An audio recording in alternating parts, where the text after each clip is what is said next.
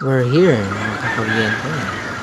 Isang aircon, condenser fan motor ang hindi umaandar. Napansin ko to, nagtitrip yung breaker. Ibig sabihin nag-high ampere. Kapag nag-high ampere yung compressor natin umiinit, ititrip niya yung breaker. Kaya ganun. Kaya importante meron tayong condenser fan motor.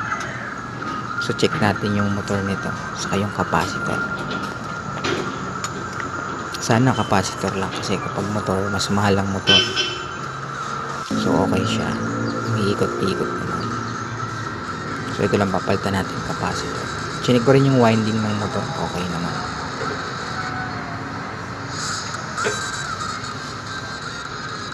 So ito, resistance test natin. Wala siyang reading. Dapat pag ganito, mayroon tayong makukuhang reading.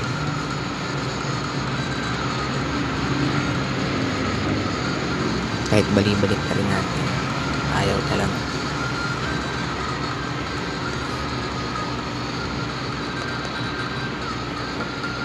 Ayaw, susira talaga to.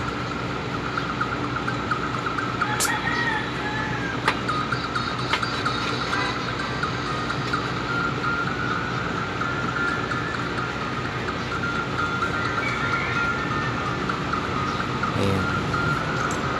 So ito, meron tayong bago 7.5 microfarad. Itong ipapalit natin.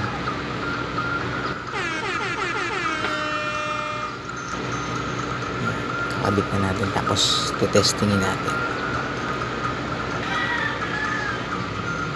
Bago pala tayo gumawa, kailangan namin naka-off yung breaker para safe. At ngayon bubuksan na natin para matest yung kinabit nating capacitor.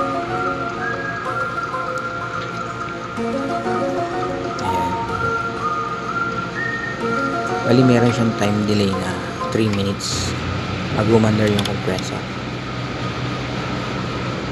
Pero yung indoor unit nito umaandar. Shoutout nga pala sa KEGITAR Inc. Godbless.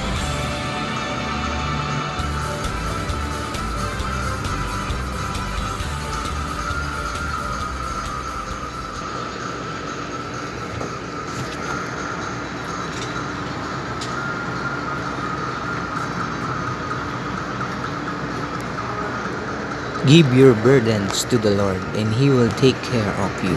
Psalm 55:22. Yan, magandang Bible verse to.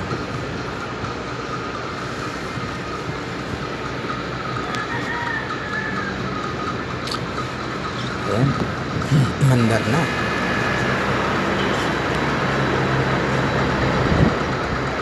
Gumana yung kinabit natin ng capacitor.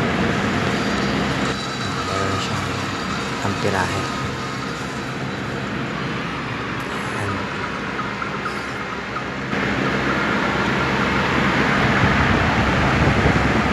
Okay, good. Tatakpan na natin.